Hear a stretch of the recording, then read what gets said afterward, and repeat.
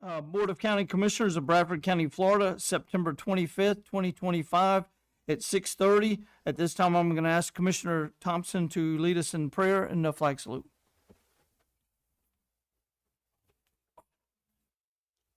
Let us pray.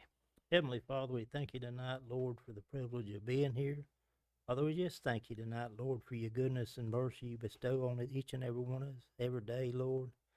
And Father, we just thank you about Mr. Googe, Lord. Father, we just pray, Lord, that you would touch him, heal him if it be your most precious will, Lord. And Father, as we go into this meeting this evening, Lord, we just pray you would give us guidance, help us make decisions would be pleasing to you and to the citizens of our county, Lord. And Father, we thank you for everything you do for us in Jesus' precious name. Amen. Amen. I pledge allegiance to the flag of the United States of America and to the republic for which it stands, one nation, under God, indivisible, with liberty and justice for all.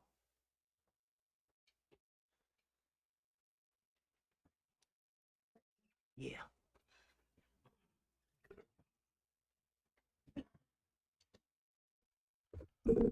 All right. We have a special guest, Representative Chuck Brennan. Yes, sir. Thank you so much for coming. Thank you. We was looking Thank at the you. check, wasn't we? It's you hear me?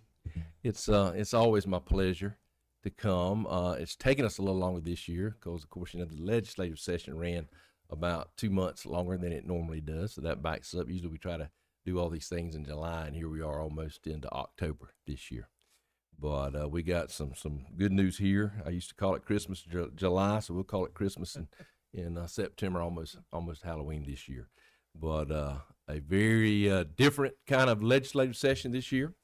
Couple $2 billion got shaved off of that budget, and that's a lot of money. You're talking about billions with a B. And my job, as I saw it, was amongst all the other things I do there, was to say, hey, this is my area. You're not gonna get your cuts out of my area. So I tried to protect that. And once again, I think we were probably, Quay and Jason could tell you more than I could, but probably there's 120 House members, and of course, what a great partner we have in the Senate with Senator Bradley. They have to do their thing, and we have to do our thing on our side, and it all comes together at the end. But I know on the House side, we were in about the top three again. There's 120 House members, and I'm talking about bringing in the amount of dollars that we bring home to our district. I think we'll go up against anybody. I think the ones that always beat me out might be the Speaker and the Appropriations Chairman, and they got an unfair edge on me there in that category. But this would have been my third session, I guess, as your legislator. We had redistricting a couple of 3 years ago, and my district before was Baker, Columbia, Swanee, Hamilton, and a little bit of Alachua County.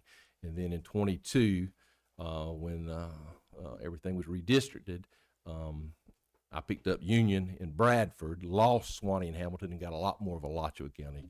Basically, if you drew a line across the top of the city limits of Gainesville, I went from having just High Springs to having the city of Alachua coming on across through La Crosse and right on over to Waldo over there. So a bit of a different district. So this was my third session being your legislator. And I thought, and I've done this with the city the other night, I thought I just wanted to give you, and it won't take but just a second, but a quick rundown of what we've been able to do in 3 years. And I made some notes that night, and I highlighted what's city and what's county. But this is in the confines of the boundary lines of Bradford County, starting with the 23 session. That's the first year I was your legislator.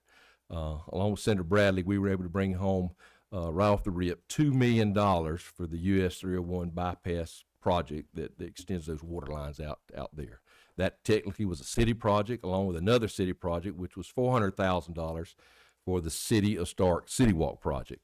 Then we got Bradford County, a new fire rescue engine. I think that was probably the one we have already had the dedication for the other day over in Keystone out there. Is that right? That's about the right one. So that was $450,000, and then the city of Lawley got almost $100,000 for a new dump truck, and then we brought home about a little over $16.5 million in DOT road resurfacing money inside the confines of Bradford County.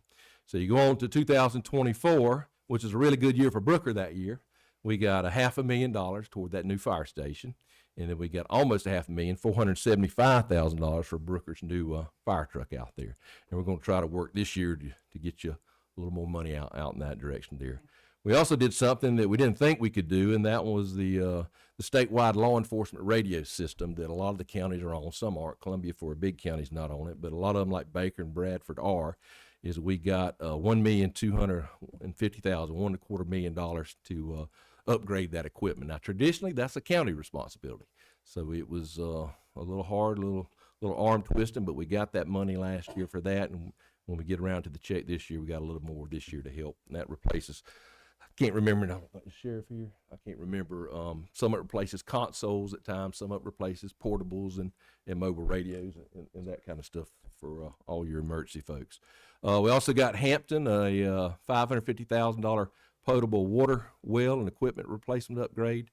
Bobby Shepherd Park, $50,000. Hampton City Park, $50,250, and came back with the city of Stark another $500,000 for the bypass economic development corridor water project out there. Now that brings us to this year, the 2025 session, which didn't end to about the end of June.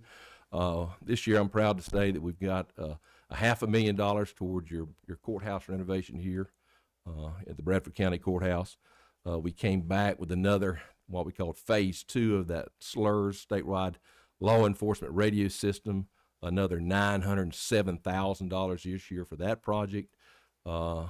Ms. Spooner, $900,119 for the RJE building.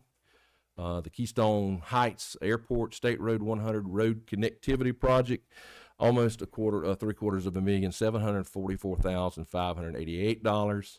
And then for DOT resurfacing money for this county this year is at about $8,534,000. The SCRAP program, the Small County Resurfacing Assistance Program for Bradford County this year, $2,300,000, which is a separate from what I just talked about with the DOT program. And then once again for the city and the water bypass project, another $2 million out there. So, and then we, on a side note, we did name the overpass downtown at the request of the city, the Heroes Memorial Overpass, which will recognize our first responders, our law enforcement, our EMS, and our military. For the third year in a row, you're getting $858,176 for your sheriff's salary increases for fiscally constrained counties. That's 3 years running now. And then what we call the pipeline fund, that's a nursing education program.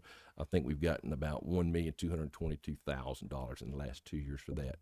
So altogether, that was in these 3 sessions, we figured up the other night we were at the Stark Commission meeting about $4.9 million for the city of Stark and about $52.5 million for the county. Altogether this year, like I say, we had an awfully, really for the kind of contentious budget cutting year we had, and it really got really contentious this year. We had put in 41 projects, the senator and I. We got 31 passed out of the legislature. Now we did get 3 or 4 vetoes. I think 3 of them were in Alachua County. 1 was here, and that was 2 years in a row. We've gotten funded for the ARC, and the governor's vetoed that money 2 years running. So, and that's tough because I say all the time that's like going 99 yards down the football field and you get on the goal line and you can't quite punch it in. So we didn't. With 2 years in a row, we didn't get that one. But altogether for the district this year, we were successful with 28 projects, totaling for all the counties. Now, once again, that's Baker, Columbia, Bradford, Union, and a big portion of Alachua County, $223,472,580. And that's pretty good. Altogether, since we've been in office, this was shocking. We have brought home $650,627,164 for District 10. So we're awful proud of that. Going forward, nobody knows what's on the horizon. We go back not this week but next week for committee weeks. I think well, you might correct me if I'm wrong. Is October 23rd might be the delegation meeting here this year? Does that sound right? Yeah. We'll be here for that, and we'll see what the session holds for us. Lots of issues, everything. Everywhere I go, top of everybody's mind is the property tax issue.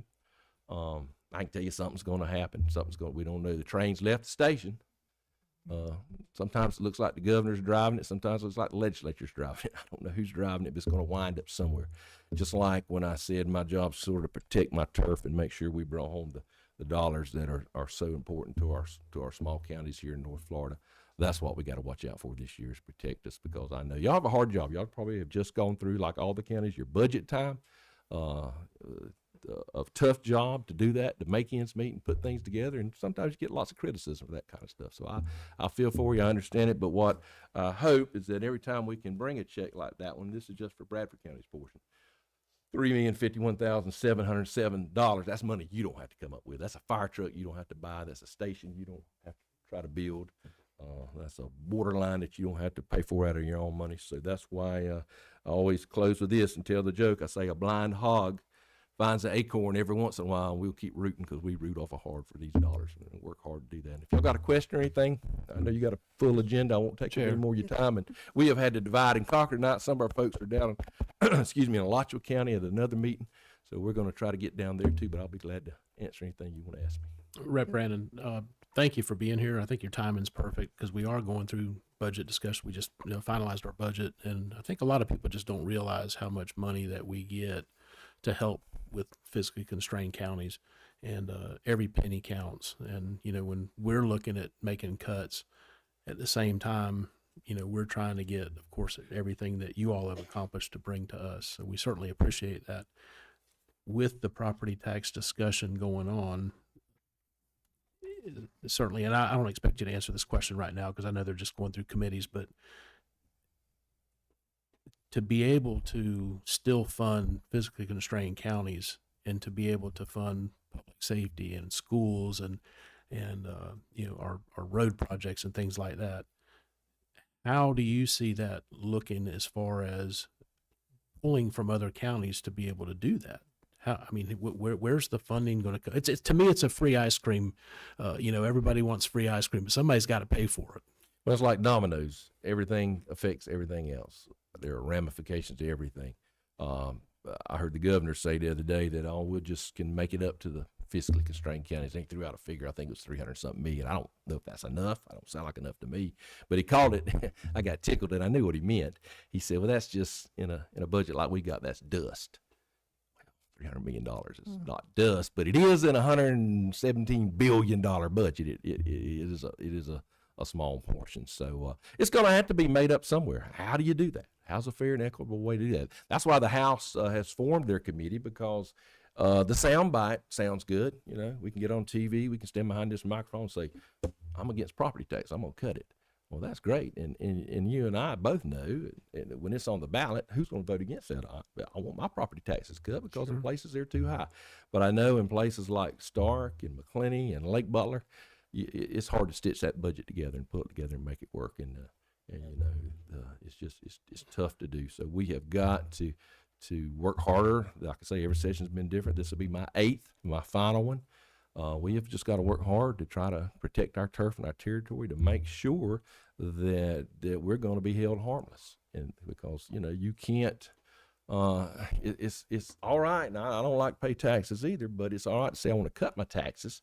But when my house is on fire and that fire truck ain't coming because it ain't got gas in it, then we got a problem. So that we've got to look at all sides of it. And I think the Speaker and the House has took a prudent approach to it and formed this committee. I think yesterday or the day before was their 4th time meeting, and there's all types of proposals out there. I wish I could answer the question of where it's going to end and how it's going to work out. I don't know that. Just the only thing I've heard, and you mentioned the number 300 million. So when you have 27 fiscally constrained counties, and you divide that up to 300, and our ad valorem taxes are 15 million. So, we're trying to figure out how that's going to cover all fiscally constrained counties. There's going to be some things that are missing. And if it's raising sales tax or whatever it is, like I said, somebody's going to pay for it. Everything has there's different approaches to all of it, and there were some approaches this year. The Speaker had a plan to raise some sales tax, but I've seen numbers as high as 15% sales tax.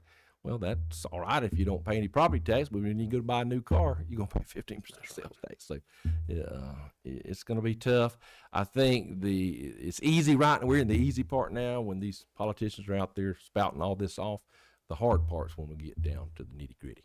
how's it going to work, and we've got to do it in a careful and prudent way that protects the small, as you said, the 27 counties that are considered fiscally constrained.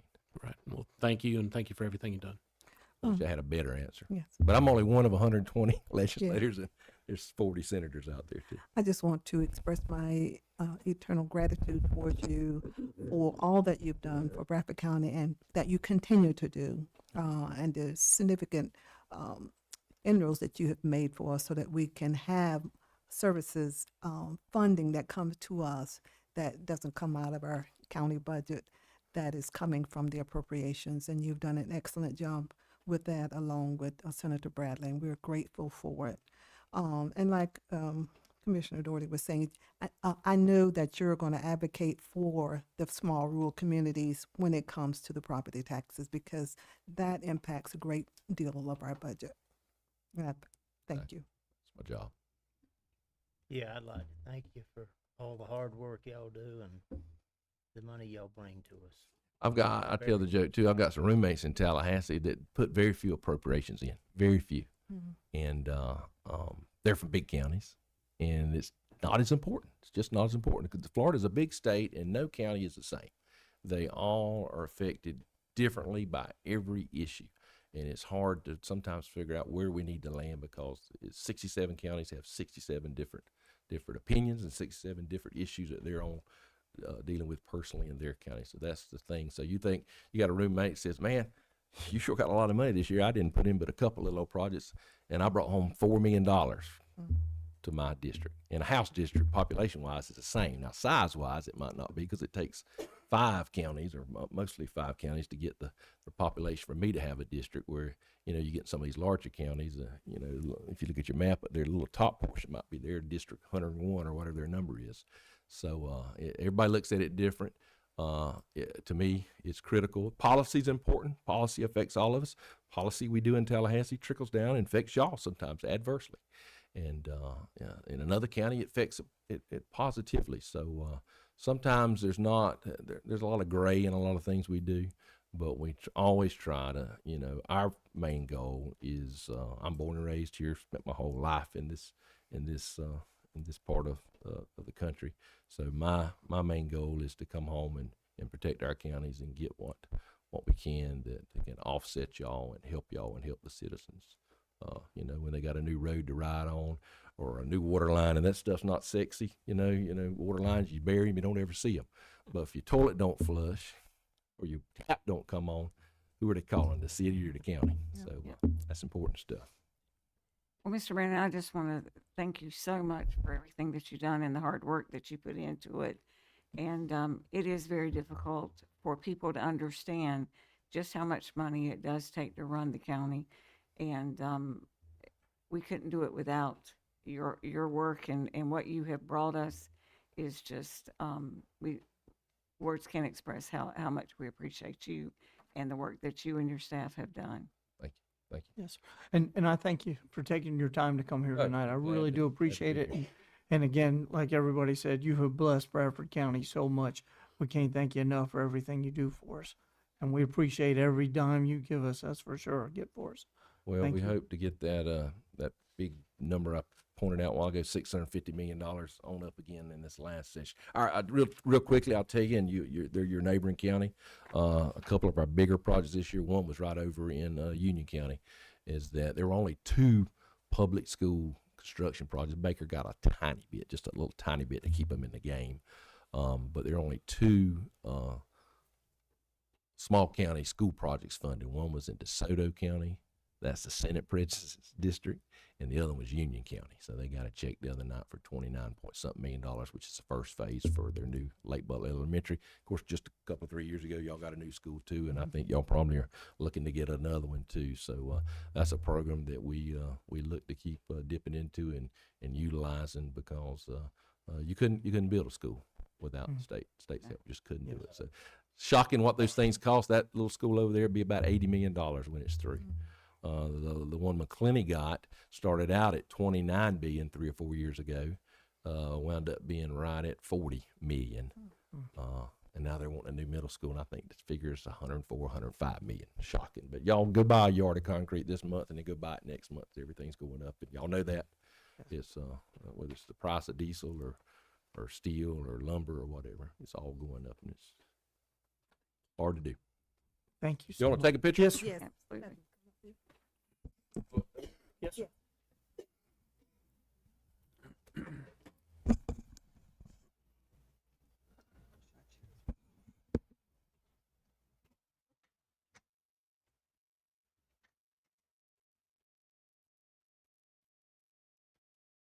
Here, get behind this thing. I use it to hide my stomach. You see it way behind it?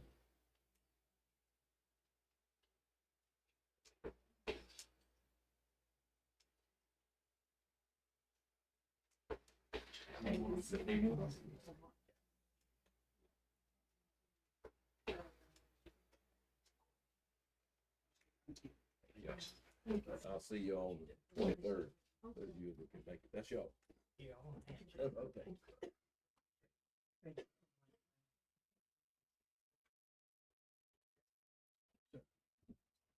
I'm bringing it over to the manager. Thank you. All right. Thank you so much. Thank you for having me. Oh, Thank thank you you. for coming. Thank you. Thank you.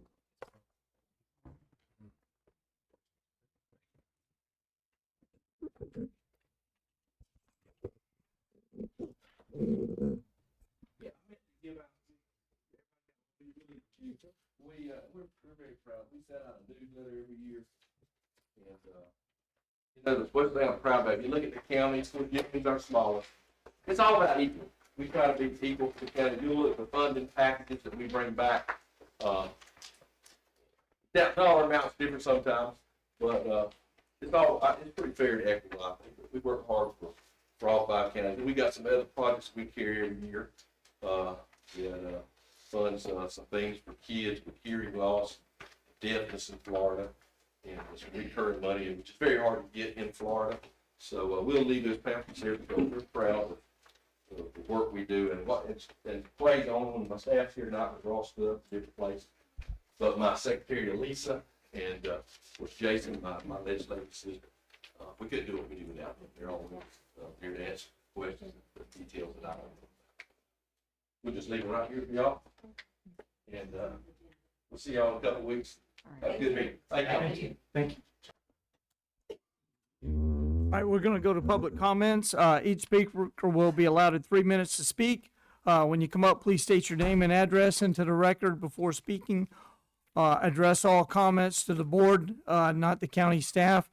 Refrain from demands or immediate board response. Commissioners will not engage with speakers during public comments, and no boisterous behavior, personal, impertinent, or slanderous remarks. And with that, the first one I have is Bo Haston.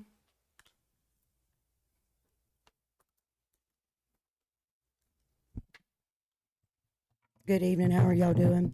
I came to speak to the issue. I did go to the county manager's office to address the questions that I had the other night at the meeting about the $50,000 hospital copays for Bradford County employees. I know the first time I spoke to her, she said, well, they're expensive, but she explained it to me that y'all the county charging the taxpayers the $50,000 a year is actually saving the taxpayers because they negotiated with AvMed because the insurance would have went up 20%. I kind of don't understand it. She did say money was left over from last year, not an amount, and she said it never goes over 50. So I don't see how you're actually taxing us $50,000 again this year when there was money left over. Shouldn't that money left over be deducted? It don't seem right. And Miss Spinner, I spoke to you outside after the meeting, and you said Doge had been here a couple of weeks ago and looked into everything, but I actually spoke to Jason at Doge. They have looked into the government budget on the website, but they physically haven't been here. They are coming. They're actually coming to every county in Florida and every small city. It just depends on when Governor DeSantis puts us on the list. They're looking at some of the bigger counties first, and it doesn't matter if we're red or blue. They are going to check every single county for government waste, fraud, and abuse. And I just wanted you to be aware of it, and I wanted the taxpayers to be aware of us being charged $50,000 a year for employee hospital copays, because that doesn't seem right when we're paying for the insurance, the health, the life, the per diem, the gas, the travel, everything else that we pay for, membership, subscriptions, you name it, we pay for it. And it just seems kind of unfair that we're also having to pay hospital copays.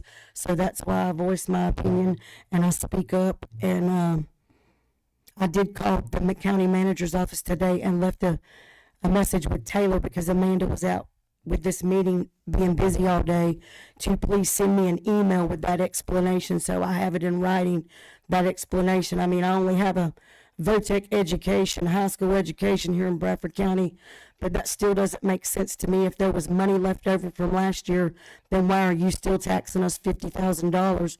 Shouldn't that amount that was left over be subtracted from that to get to the 50,000 instead of taxing us 50,000 more dollars for your hospital copays? I just think that something's not right here, and I'll be really thankful when Doge shows up to Bradford County. Thank you, and have a nice evening. Thank you. Mrs. Strong?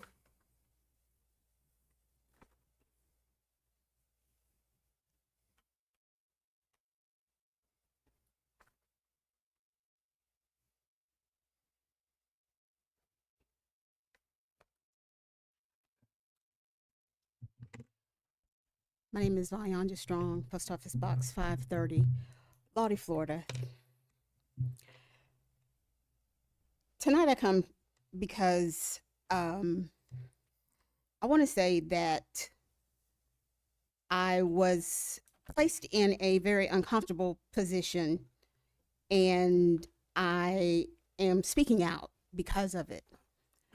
I was placed on the fair board, and if you guys put me on the fair board because I am a pretty face, then tell me that that's why you put me on the fair board, because I'm a pretty face. If you put me on the fair board because I'm a DEI placement, then tell me that that's why you put me on the fair board, because I'm a DEI placement. If you put me there because I am a token, then tell me that's why I'm there. Don't play in my face. Don't play in my face and think I'm stupid. Because some of the things that are happening on this fair board are just like the last things that happened on the fair board. And I'm not going to go along with it. It's just not going to happen. Not with me on there. Now, either we're going to do things in the sunshine and above board, or we're not. And some of the things that are happening right now that are going to come before you tonight have not been above board. And I don't appreciate people trying to play in my face. And that's what's happened. It has not been fair, and it has not been above board. Now, if I'm a DEI and I'm a pretty face, then tell me that's the only reason that I'm on that board. Otherwise, you might as well just go back to the old way that fair board was done, because that's what's been happening. And things have been done out of the sunshine.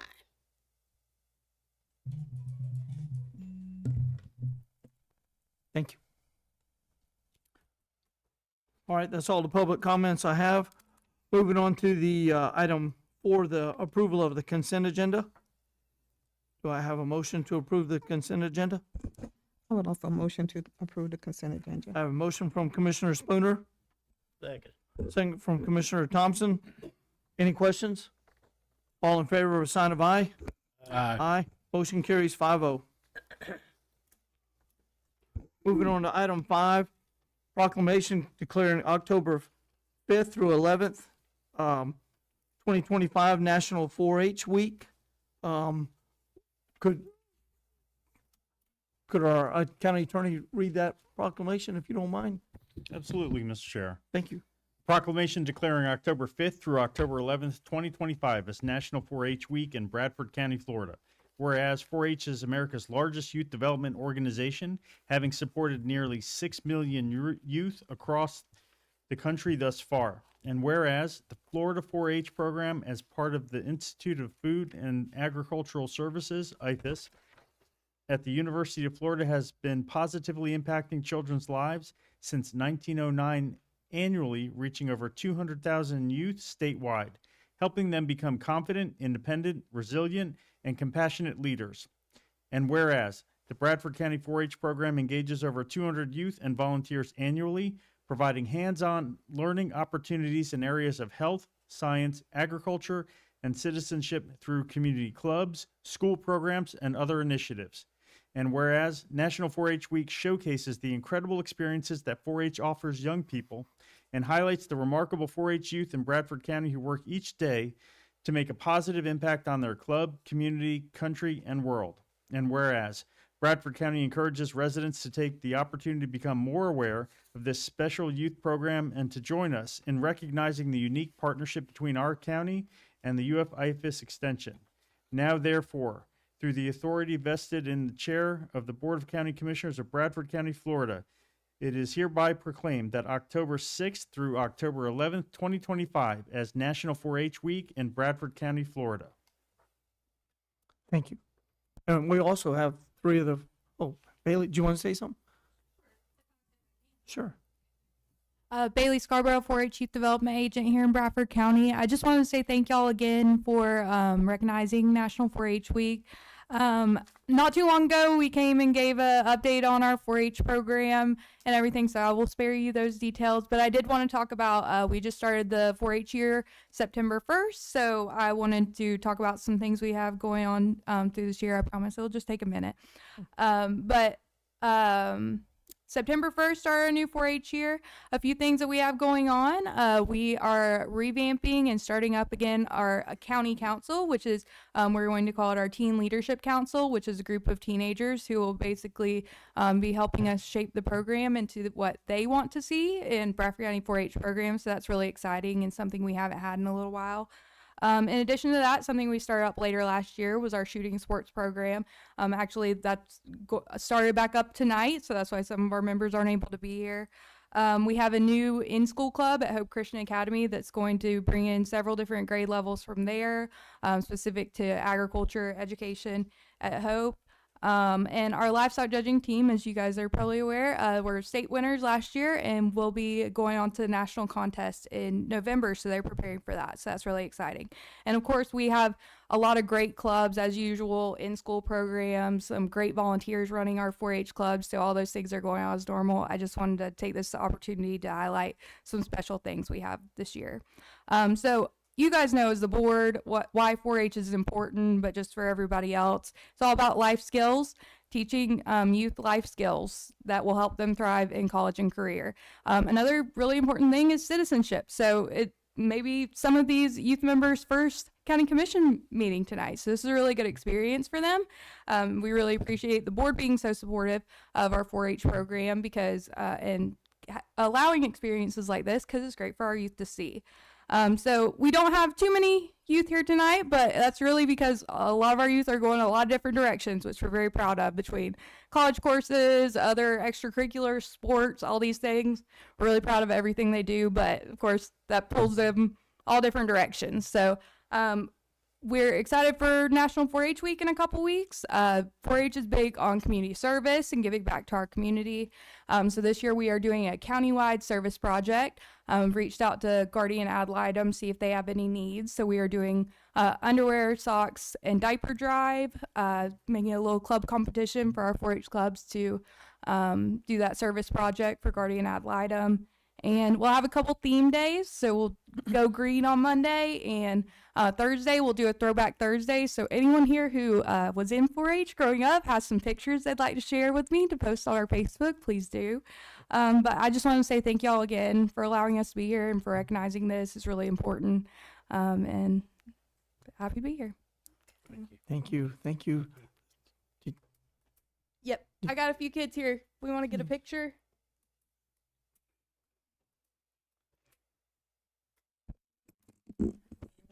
And do the Again. motion first.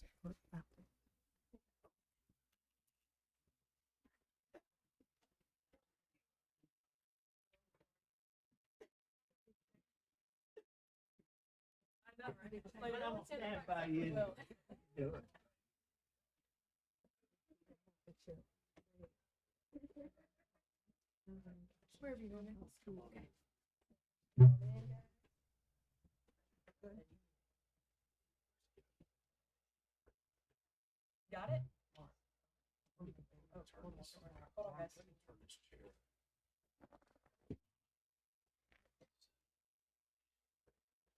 Mark, is my vest straight? I turned on myself.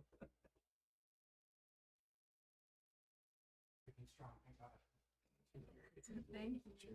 You want to get one One thing more without about the chairs. Just- One more if you don't mind. Hey, Okay, that's fine. move those chairs back.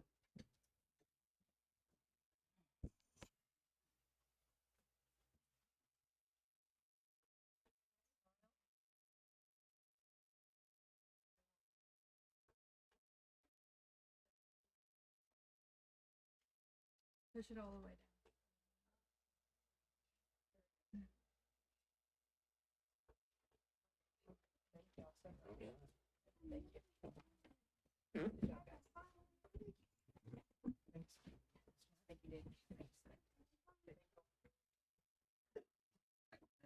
I think that's mine. Huh?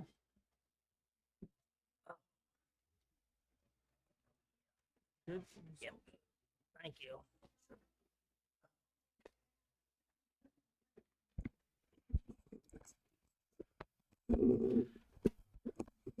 Thank you all again. Thank you. Okay, now we need to get a motion on the for the proclamation. Mr. Chair, I'll offer motion for the Bradford County, Florida proclamation declaring October the 6th to October the 11th, 2025 as the National 4-H Week in Bradford County, Florida. Okay, I have a motion from Commissioner Spooner. Second from Commissioner Andrews. All in favor by a sign of aye. Aye. Aye. Motion carries 5-0.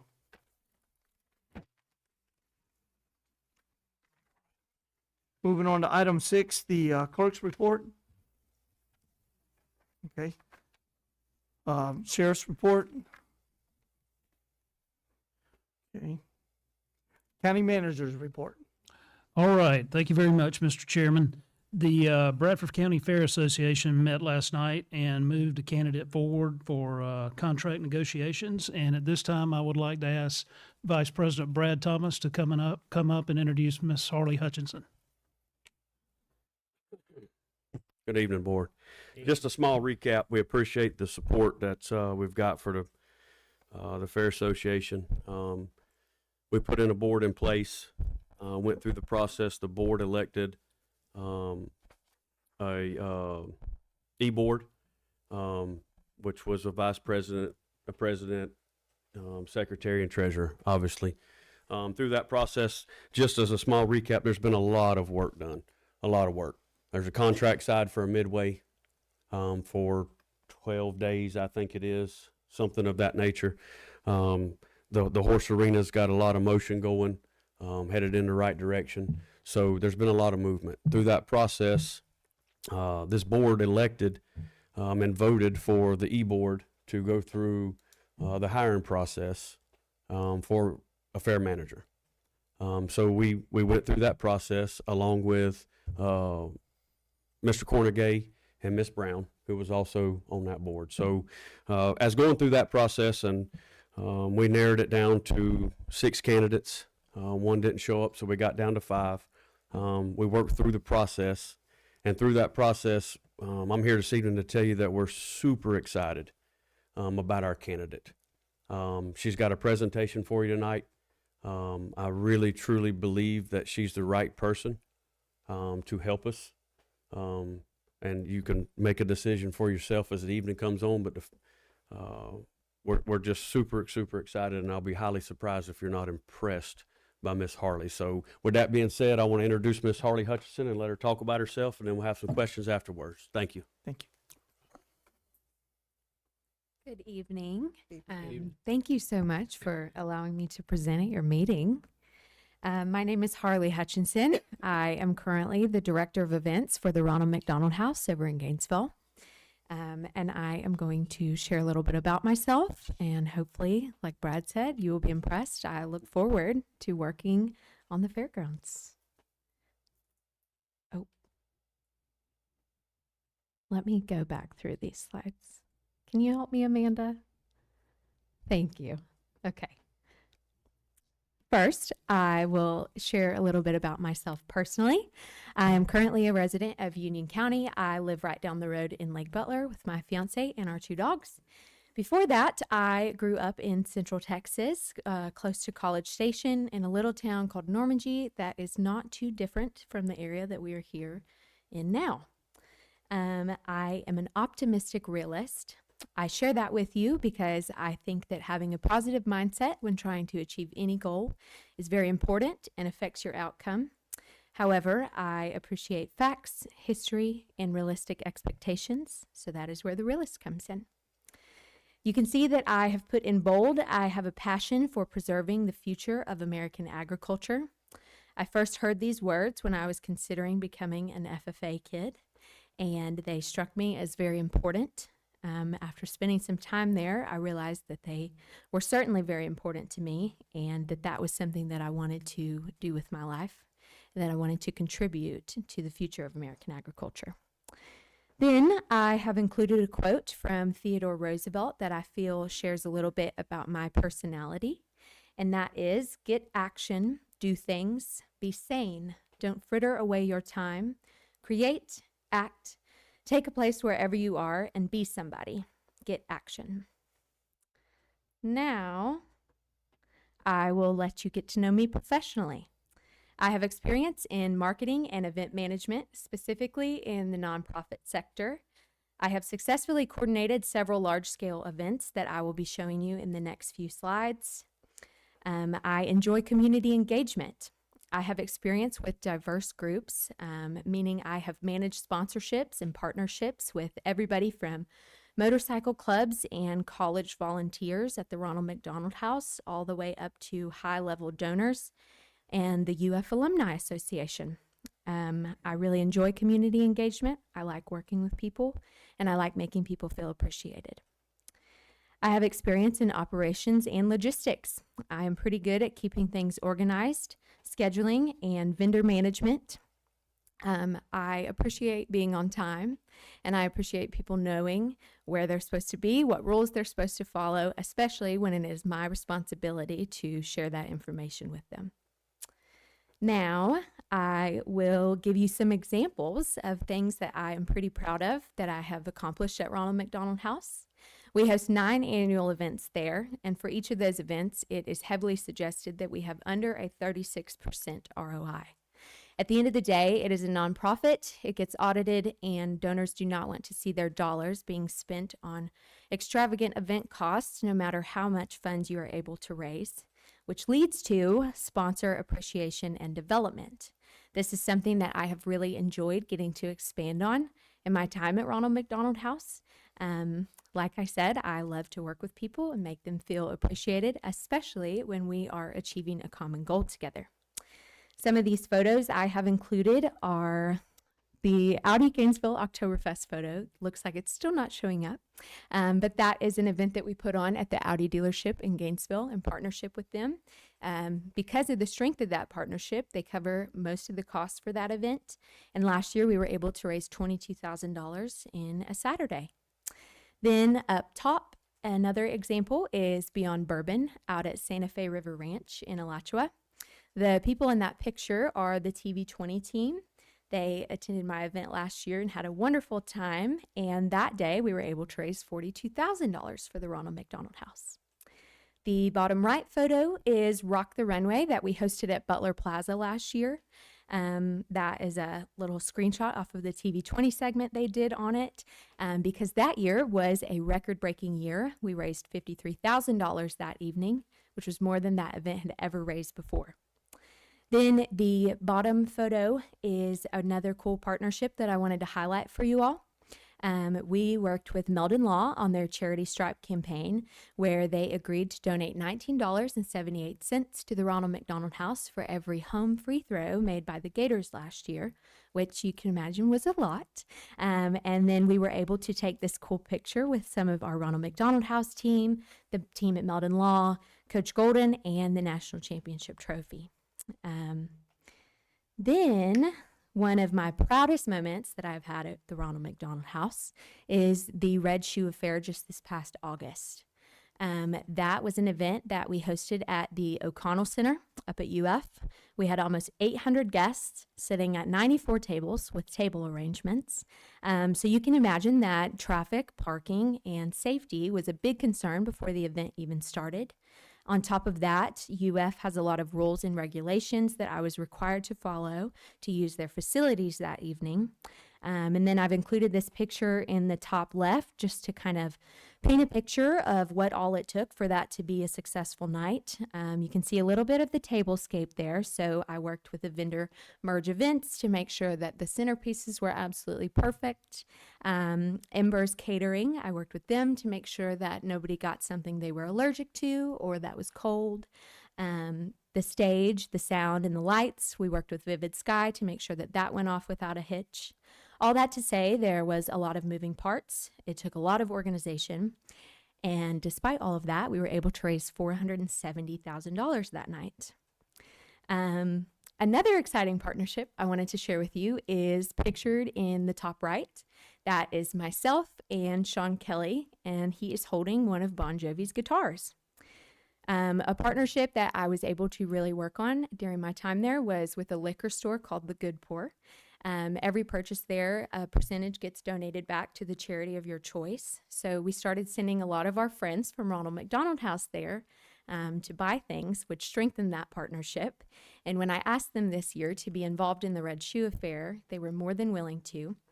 I wanted them to get a celebrity to attend the event. Now that did not happen, but they did get Bon Jovi to send us a guitar and a video addressing our guests and thanking them for attending the event that night. The bottom photo is the Isaac family. They stayed with us for a very, very long time, and they were one of the reasons that we raised all of this money. The baby in that photo is named Ezra, and unfortunately, he was given only 3 days to live. But fortunately, he was able to go home with his family the week of the Red Shoe Affair, and all that was due to the money that we're able to raise at these events. Then another thing that I was very excited about was being able to host the annual Sporting Clays tournament over at Bradford Sportsman's Farm in Graham. Last year, we hosted 107 teams. Some of our friends here tonight attended that event. I hope they had a good time. The top left photo is special to me because we work with this event with an organization called the Kids and Clays Foundation. They support Ronald McDonald houses all over the country in doing clay shoots to raise money. And because of the exemplary way that we hosted this event and organized this event, they suggested us to Winchester to include in their reality TV show, Winchester Life. So that photo is me talking for a minute on part of that TV show. It was very exciting to have them there. I've also included photos of our friends at WW Gay. They were our presenting sponsor. And then I wanted to show you this photo of the morning flight. That was everybody's mandatory safety meeting before they went out on the course. That day, we were able to raise $250,000. It was very exciting. Backspacing a little bit, prior to that, I was the marketing and events coordinator for Gainesville Harley-Davidson. There, I hosted countless bike events that really boosted merch and bike sales in the store. And I also managed their social media and website. During my time there, we implemented a buy online, pick up in store system that was a big success. And I've included some of these photos to share with you a little bit more examples of my vendor management skills and some more really cool partnerships. So the bottom left photo is just a picture from our chili cook-off. That was one of our biggest events we hosted there. Then the middle photo is interesting because that is the Allen Law team. During my time at Gainesville Harley-Davidson, I was able to get them to be a year-long event sponsor. They gave us a portion of money each month to host a bike night or afternoon event at the dealership that they could put their name on.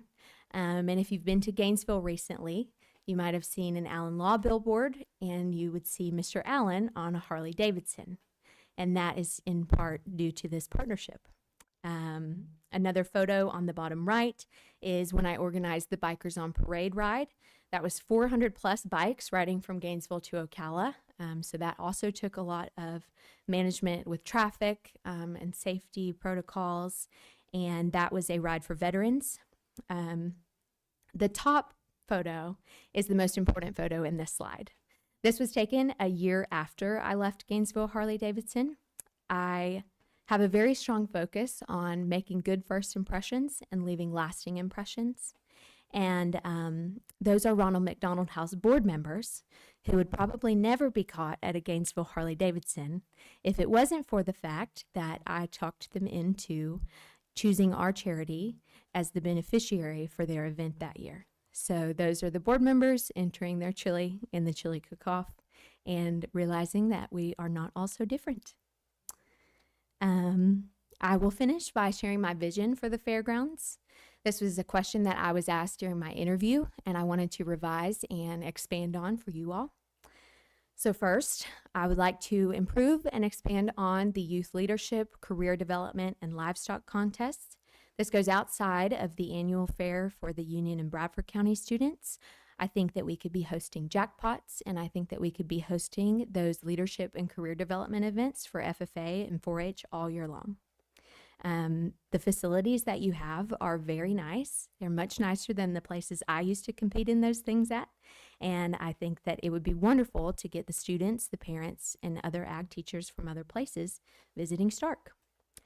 I want to host community events like trade shows, career fairs, alumni events, and third-party fundraisers. I have done some digging online, and I really want to improve the annual fair in Midway, the Strawberry Festival, and the 4th of July Bash. It would make me so, so happy to see our reviews get better. Then, I think it will be important to cultivate relationships with community partners, sponsors, and buyers. It is going to be an absolute game changer to bring some of those examples of great partnerships that I have built into this field. I think that that is really a big key to success here. By doing all of those things, I want to increase the annual number of visitors to Bradford County because I want them to have plenty of reasons to be visiting the fairgrounds, stopping at our gas stations, eating at our restaurants, staying in our hotels. By doing all of those things, I think that we can build a reputation of excellence through exceptional service, efficient operations, and positive relationships. I am very much looking forward to this opportunity. I am so grateful that you allowed me to present for you tonight, and I look forward to talking with you again. Thank you. Thank you. Thank you. Thank you, Harley. If the board has any questions or wants to discuss anything with Harley before she sits down, now would be the time. Two things. We used to, for the county, they used to do a big bike fest annually. And I'd like to see us get back to that. And then I have a challenge for you. I issued a challenge to the chamber. They came a little close. I wish that we can do what I would call a taste of Bradford, so that you, like Duval does, so you invite people to come and share a little meal or whatever. And it's basically a big fundraising. People get to see our community and mingle with us. So those are a couple little things. I thank you for giving me the challenge. That sounds like a great idea. And I have heard that there used to be a bike fest at the fairgrounds. I wasn't sure if it was true, but I am glad to hear that that is confirmed. And I definitely think I can get some of my old friends to maybe work on that with me. Thank you. Thank you. If I could. Yes. I just would like to say that the horse arena is very, very important to my heart. There's a lot of people in this county that desperately want to see it happen, be rebuilt. And I had mentioned that I would be happy to help on fundraisers or anything. Sounds like you wouldn't need my help, but I am here to volunteer to help raise money to get that project up and running, or to do anything that I can do to help. Thank you. I appreciate that. And I would love to see some rodeos going on here too. I certainly miss them. Yeah. All right. And anything you need, we've got your back. Anything you need, we support you 100%. Thank you. I appreciate that. Yep, you guys gonna have And- to let us know how Yes. we can come in and help. I will. Yes. And Fair Board, thank you all for all y'all's hard work. I do appreciate it. It's a little early because I know October's coming up, but like a Biketober Fest, something like that. Yes, maybe. I just got my 2020. leader who's in today for a party that I'm going to next week, so Okay. I'll be glad to support my leader who's in at the Biketober Fest. I can't wait to see you then. That's right. Thank you. And one of the bike fests, I had a chopper and actually won first place trophy at the bike. Wow. So yes, I'm very impressed yeah. by this. yeah, I liked it. Yeah, Okay. very good event. Well, I'll work on that. He's old biker boy. All right, is that it, board? That's all. All right, with Yes. given that, I will move forward with the fair board and enter into contract negotiations with Haley, and we'll hope to have something finalized within the next week. Thank you. Thank you.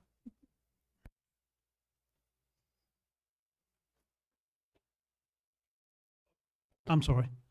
Amanda just told me I still have work left to do. So in your packet, you see the Bradford County Delegation press release, Fall 2025. The date has been set for Thursday, October 23rd, 2025 at 10 a.m. in these chambers. So be sure and mark that on your calendar and let your constituents know that it's obviously open to the public. Anyone can attend. And we're looking forward to having Senator Bradley and Representative Brannon here with us at that time. The third thing I want to mention is last week, Commissioner Andrews and Chief Carter and I met with the contractor that is going to be constructing the Trail Bridge pedestrian overpass on 301. We had gotten a heads up previously from Barney Bennett at FDOT advising us that the contractor had a desire to change the construction from concrete walkway to a steel structure. And I know we were kind of stuck on concrete for a while, but once the three of us, Chief Carter and Commissioner Andrews and I went down and met with the contractor, and they explained to us the benefits of going with steel rather than concrete, they made a very compelling argument, and the three of us all agreed that we should probably shift and choose the steel option. If you've been to the villages recently, you've gone under one of those structures. It's a steel structure down there, very, very nice looking. They will allow us to have input on the signage that goes on the overpass, whether it be welcome to Bradford or whatever we decide to put up there, they'll accommodate us. One of the major advantages of going with steel rather than concrete is the minimal disruption to traffic. I believe they told us that 301 would only be closed for like 4 to 6 hours with the steel structure. With concrete, there would be diverts lasting possibly weeks. So that made a lot of sense there. And the structure, they contend, is more durable. If graffiti happens, it's easier to correct on the steel structure than it is on the concrete structure. So I guess, having said all that, if you have any questions, we can try to answer them for you. But our recommendation is to shift from the concrete structure to the steel one. And all we would need is a consensus going forward. And Mr. Cornegay, they talk about with the steel structure, it wouldn't have that center. Though I left that out. Yes, absolutely. One of the key benefits for the steel over the concrete is there will not be a pier in the median, which makes it a much safer structure when it comes to traffic. They indicated that there have been a number of accidents across the state, involving the pier in the median. And the bridge will also be, Chief, help me out, 2.5 feet higher than the concrete structure, which would accommodate. I believe he gave the example of a dump truck with the bed fully open would still be able to fit underneath the structure. Do we have a consensus of the board to go with the steel? Is that good? Good. Yes, sir. All right, very good. Then that's what we'll do, and that's all I have, Mr. Chairman. Okay, thank you. County Attorney report. Nothing tonight, Mr. Chair. Thank you. Okay, thank you. Commissioner comments. I'll start with Commissioner Daughtry. Yeah, I just want to mention, and the county manager's office is working on it, but our last workshop that we had, or excuse me, the final hearing for the fire assessment, there was a lot of things that were brought up in that meeting. There was a lot of misinformation. For instance, the $21,000 pizza party that we had, that we did not have. Whoever it was, the gentleman that looked that up on our budget, first of all, it was revenue. It wasn't an expense. And it came from our career source partners that leased the building over by the Pizza Hut. Probably something that we just need to change as far as the name of it, but it's always been referred to as the Pizza Hut because the county always owned the Pizza Hut property there, which is now owned by somebody else.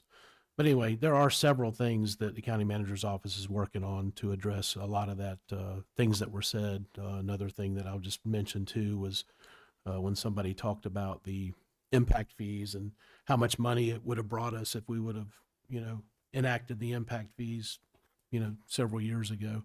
Impact fees are non-recurring, and they only apply to new construction or if somebody's putting a mobile home in somewhere.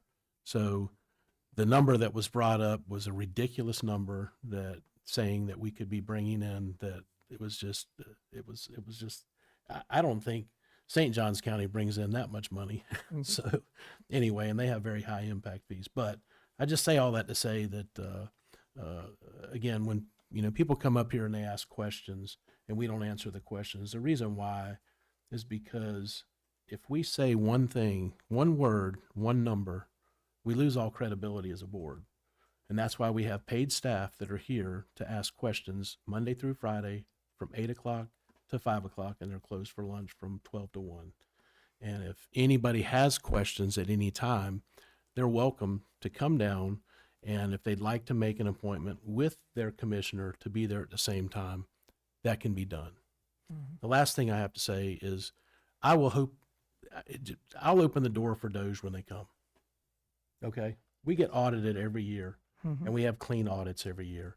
And I will stand there and open the door, and when they leave, and I hear them say, "How do y'all do so much with so little?"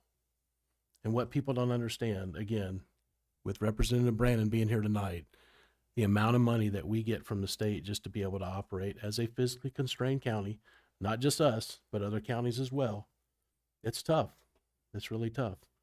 And, we try to do everything we can to be fiscally responsible, but at the same time, there are some things that come up that are out of our control. But understanding again that the price of eggs used to be 99 cents a dozen, and they're not anymore. And just like Representative Brandon was saying, the cost of materials, the cost of diesel, wages, everything goes up. And so, again, I think we do a pretty good job, and I think Doge would say the same thing. So look forward to him being here, and that's all I have. Thank you. Commissioner Small. Thank you, Mr. Chair. It's going to take me a minute. I spent some time speaking with some of the folks after the meetings, the last couple of meetings we have. And what's most important to our residents is knowing that someone listens to them, or that their concerns are heard, and that we take them seriously. Sometimes our residents don't know that when they come up during the comment, as Commissioner Doherty alluded to, we don't comment back to them. They may raise those questions. The chair has the authority to make an assignment or get with the manager or make sure those questions get answered, but we're not obliged at that moment, but most people don't know that. And so they were very gracious, and I tried to answer all of their questions. But the other thing that came through was a need to improve how we communicate. And so one of the suggestions that I've made to our manager, if it's possible to establish a Facebook page for our county, not one in which we get comments, but just an informational page, because some people don't have access to the computer or they may not have access to whatever. But if we have that Facebook page, those who do can share that information, and through some of the other social media means that we have, but also to send a copy to the radio station. They would also announce free any public meetings. They also, I suggest that we, on our current website that we do have, create a page just there for information only, because sometimes it's difficult for people who are not computer savvy to navigate through all of the information, but to have some basic things like when our meeting is scheduled or some significant event that is going to happen, to make it a little bit computer friendly for the people. Also, I'm asking that our web maker come and navigate for us, so that that is something that the public can also hear, and how to navigate through all of those pages that we have. For example, our budget is on, but most people may not know how to access that. So those are some of the things that I feel that we can do with improving communication. The other thing is, it's not maybe not convenient for all of the commissioners to do all of the time, but have an occasional in our districts, just have a town hall when there's some big or significant situations that are occurring. And I know the chief and also the sheriff has often done town halls. So if we can share that in our respective areas. Now, the other big issue has been for us is with our budget. And we had to make the decision that we had to consider the entire county, not just our individual districts or just the people that may have been there, but in the entire county, and what was overall best for the entire county for our safety and health.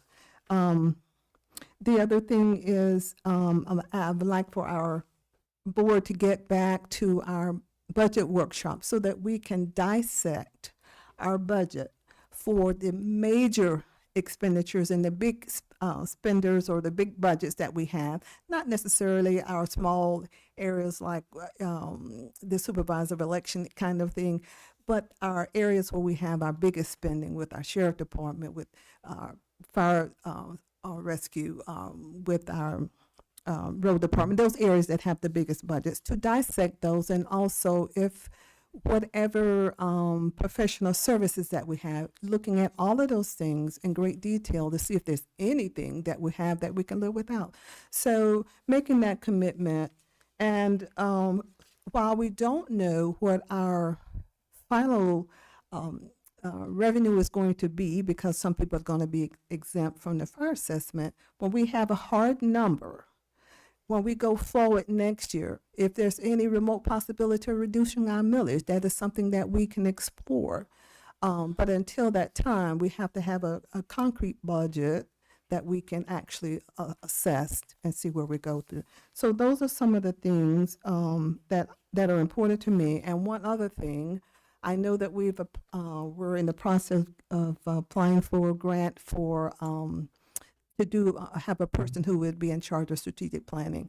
But I think that that is something extremely important for our county, that we get back to doing it even before we have a person, because it's important that we have some strategic plan in place, some goals and objectives that we're working towards that the citizens can be aware of. So anyhow, Mr. Chair, those are things that are near and dear to me. Thank you. Yeah, I'd just like to say thank y'all for coming out and, Brad and the Fair Board, I think y'all have brought us a very good choice. I enjoyed your presentation, Miss Hutt. And, you're young and energetic, so get to going. Let's make it happen. Yes, I agree with Ms. Spooner on what she said, but I also would like to interject. People must listen. In our meeting, our last meeting, we read the resolution, we talked about the millage rate, and we, in that meeting, clearly said the millage rate would stay at 10 mils. We have told people that it cannot be raised because it is at max 10 mils. But yet we have someone shout from the audience that Mr. Riddick is a liar because we did raise the millage rate. We did not raise the millage rate. And so sometimes it gets very difficult to repeatedly explain when sometimes it's almost like some people don't want to know the truth. And the truth is we did not raise the millage rate. The truth is we cannot raise the sales tax. There's many things, and the things that we have said are the truth. And I agree. I don't mind interacting, but at the same time, I don't want to be cussed out or yelled at and screamed at. And I think that we all have to act professionally when we're trying to find answers to these problems. Are there areas that we could cut? That's why we review our budget. And like you said, I enjoy breaking down the budgets and looking at how we are spending each one of the budgets that are set up. Some of them are set up by Tallahassee pretty much. We can't change those budgets. But there's so many elements to our budgets that it's very difficult.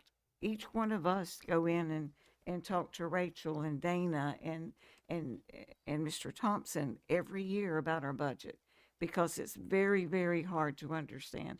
How they do what they do, I can't even imagine.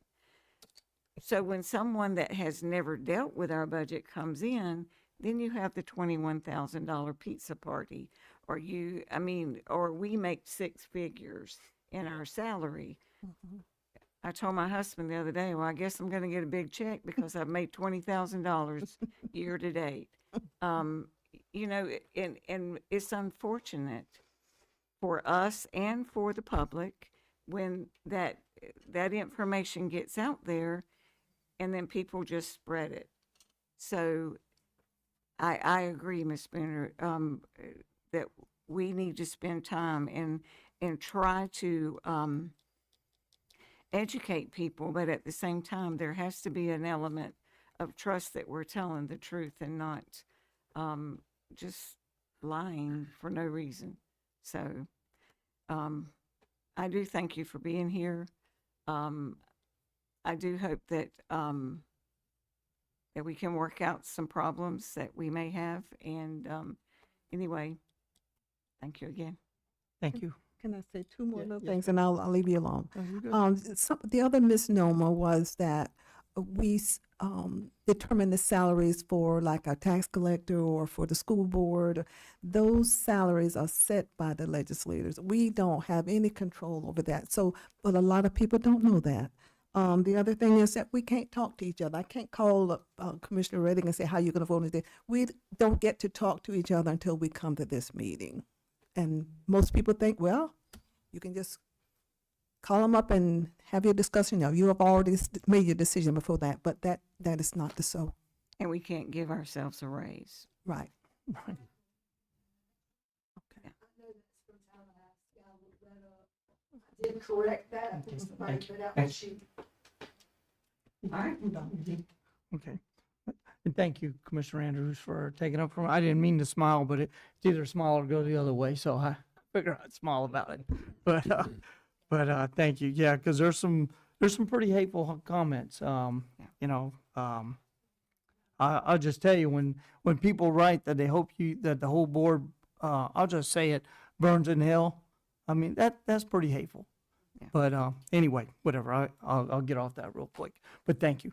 Thank Mr. you. Riddick, just real quick, if I could also, I want to recognize Miss Roden, because we all talked about going in and we sit down and she does an outstanding job. So again, like I said, Yeah. I think she would welcome Doge as well, because she is very, very, I mean, she's so organized and to the T, and it's just, it's refreshing, and to be able to go in there and sit down and get answers from her.